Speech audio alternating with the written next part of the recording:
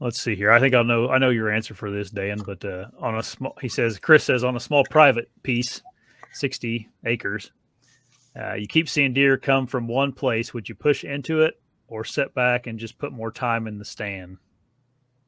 Is there any time I'm not aggressive? Yeah. If you can, if you sit back, you'd just be sitting back and educating them, watching them, and never killing them and wasting your season. Yep. You go in there, you make your move, do or die. And you either kill them or you don't. And it doesn't mean you make a sloppy move. You got the wind right, you get the timing right, you move in for the kill. And if you don't kill them, which you probably won't, I mean, most of our hunts are unsuccessful. You move on to the next one. You just let it cool down a little bit. And maybe they come back, in there and start working it again, and maybe they don't. But you just got to make your best moves. You got to go in for the money shot right away. What do you think, Josh? Oh, I completely agree. I think there's a lot of people that don't hunt public land. A lot of people have their private farms that they hunt and this and that. I still think having a bee stand and sticks or a mobile setup is like a key tool, even if you're on, a big piece of private or 20 acres of private. Absolutely.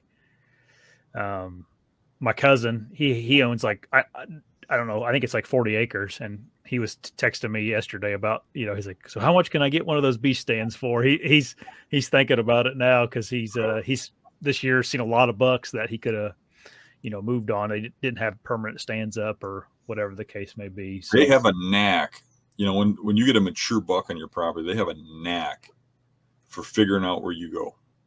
Yep. And they will show up wherever you don't. And when that happens, you have to bust a move. You have to make your way over there and make a hunt out of it.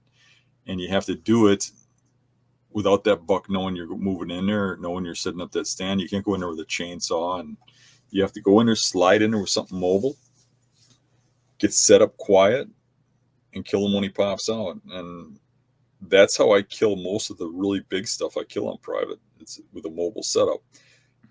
But most of my hunts are out of permanent stands. You got stand, or maybe not permanent stands, but permanent positions, spots I always go.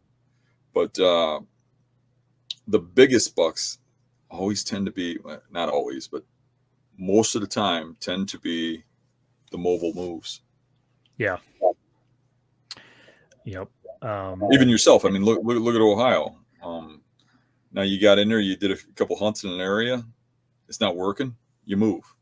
How many guys will just sit on the same hill all week and have the mentality of eventually one will show up, and they'll get their share of deer, but you're killing 4 of them in a year.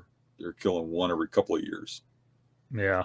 That's the difference. That mobile mindset of just moving and constantly going in for the kill and not sitting back is what kills them. I'll do, and people will confuse it. I'll do those, observation sits and stuff, but that doesn't mean I'm, kind of close. I'm either way back where those deer will have no idea I'm watching them, or I'm right in for the kill, one or the other. Yeah, exactly. And, Chris, I don't know what your property is. And it's like, there's really a couple ways to kill deer. And that's like kind of how me and Dan do it. We're real mobile, or it's like, I don't know, maybe you have a really nice piece of property that, you and your neighbors are in agreements, and you may be able to sit back a little longer than what, I can on certain properties. But that's what I would do. I would move, especially if he's consistently coming out in an area, that you got him patterned kind of thing. The private properties are good for putting a camera in there and just sitting back and waiting for exact timing. Yeah. Yep. Because you don't have to worry about anybody else getting in there and messing it up, Right. Hey everybody, if you like the channel, make sure you subscribe right here. And if you like the clips, I got 2 more options for you.